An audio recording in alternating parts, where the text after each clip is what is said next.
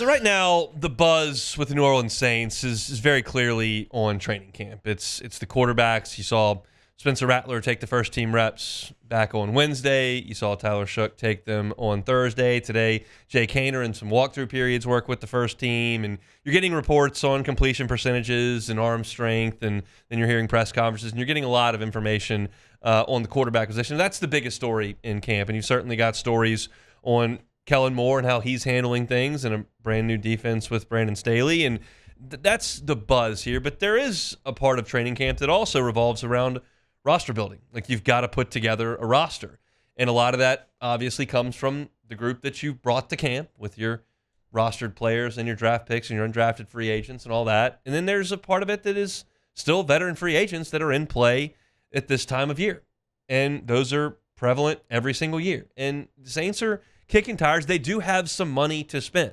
That's a rarity when usually if you're talking about adding a free agent at this point with New Orleans Saints, you're having to move money around and figure something out like that. That's not the case this time around. There is some money left over in the coffers that the Saints can dole out if they find a fit. And y'all know by this point, like, y'all know how I feel about contracts in Saints land at this point, okay? I don't want long-term deals for older players. I want young players. I want cheap players. But I'm also okay with short-term deals. And I'm realizing that right now, your job is to make life as palatable and quote-unquote easy as possible for Spencer Rattler and what I believe to be the starter in Tyler Shough. So, does it make sense with those parameters in place? Those are always the parameters. Does it make sense to bring in Noah Fant? Well, the Saints have certainly brought him in on a visit. They've kind of showed him and made their pitch. He's been in New Orleans. And I believe it does make sense on the right deal to bring in Noah Fant. Now, here is what Noah Fant is. He's Juwan Johnson. That's exactly what Noah Fant. It is shocking for me to show the statistics and the measurables and the age of these two players. Noah Fant is 28. Juwan Johnson is 29. They're months apart. Noah Fant is 6'4". Juwan Johnson is 6'4". Noah Fant weighs 249. Juwan Johnson weighs 231. So he's 20 pounds heavier, but you get the point. Same type of frame and height. Basically the same age. In the last 3 seasons, Noah Fant has 1,400 receiving yards. Juwan Johnson has 1,424. They are separated by 24 yards over 3 seasons of football. Fans have been in Seattle. Johnson's obviously in New Orleans.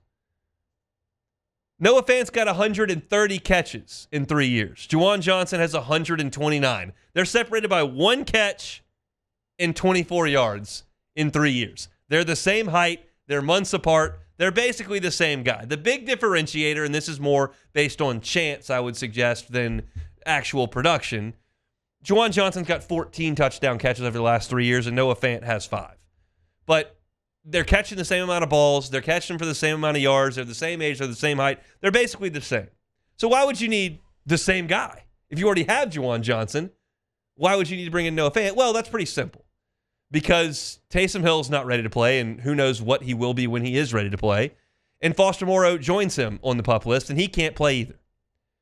So you've basically got Juwan Johnson and then a cast of characters. Yes, you used a 7th-round pick, but, like, you don't have anybody else that you can point to go, that's a pro-ready, proven tight end that I know I can plug in.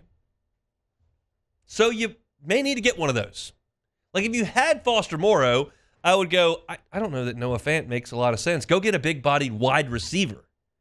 That's what you need. You need somebody on the perimeter that's big and physical and creates a shield with his body and can make tough catches over the middle and be a big third down resource and all those things. That's, to me, a bigger need than tight end. But this basically kind of serves the same purpose.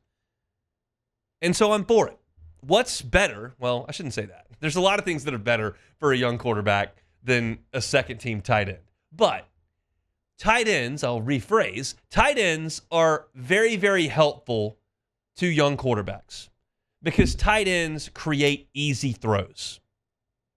Like, it's awesome to have Rashid Shaheed and his blazing speed, but sometimes to get him the ball, like, you're going to have to make a throw. You're going to make a 55-yard down-the-field throw to hit him and make a big play. It's awesome to have Chris Olave, but he might be in tight windows. He's not the biggest guy.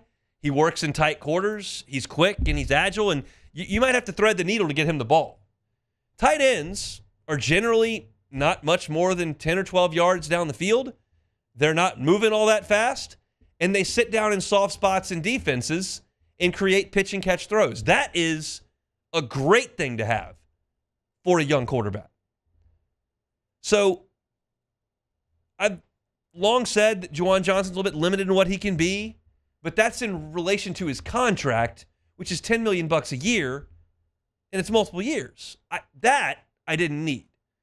But if you can get Noah Fant on a 1-year deal for 2.5 or whatever the market dictates, he's certainly made significantly more than that the last 3 years, but he got cut. So I don't think he's going to break the bank here as a guy who just got released.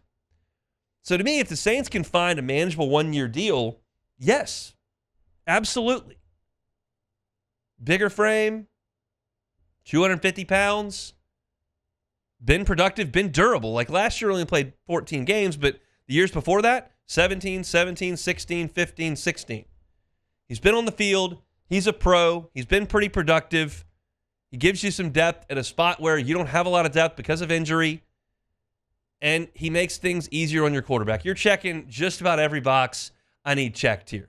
Like, I would prefer a 6'5" wide receiver with a little bit more athleticism. Those are a little tougher to find, and they're more expensive. But there's a need here that the Saints have created based on their roster management, and I think Fant does fit that. So if I were the Saints and I could work out a manageable deal, and I don't know what the market, he's visited multiple teams, I don't know what the market's going to suggest for Noah Fant. That's beyond my purview. And if they bring him in on a deal that I don't like, I'll tell you. If it's, and if it's a 1-year deal, I don't really care. Like a 1-year deal, there's very little the Saints could do where I would go, that's really dumb. Because I don't think this team's going to be great. I don't think they're going to be in a position to add a little bit later. I don't think they're going to be in contention to win the division of the conference. So a 1-year deal, this is not a year I'm concerned with the salary cap anyway. You get to 2 years and certainly 3 years, then all of a sudden I pull the reins back, and that's where we are with Juwan Johnson. I don't think they'll do that with Fant with the understanding that Juwan Johnson's already here. So I have very little fear that the Saints are going to botch this in any way. I think it can only help if you do it on the right terms. Now, does Fant want to come here and play for a team that may not be very good behind a guy that has the same skill set as him? That's a Fant call. That's going to probably come down to dollars and cents. And if you're talking about a guy who got cut, who can't command very much, who's going to be on the veteran minimum, at least in this spot, he should get an opportunity to play. And the best way to make more money is to play well. So maybe that's his quickest route to the field, to the bank. But I'm all for it. I think it's a great fit for the Saints. They can make it work. It's not a rush, and I don't think Fant's in a hurry. Talking about a guy who's played 6 years in the NFL, I don't think he's in just a dead sprint to get out there in the 98-degree heat and go through training camp. If you can take 7 extra days before you sign that contract, might be a good deal to kind of work out on your own and not necessarily get into the throes of camp. That's a veteran move, and I'm okay with that too. Work smarter, not always harder. So that's my 2 cents. Hey, it's on. Thanks for watching Hunt on Saints. Before you leave, help us out a little bit. Hit that like button, leave your comments in the section below, and hit that subscribe button so you get all our content right here from Hunt on Saints. We'll see you next time.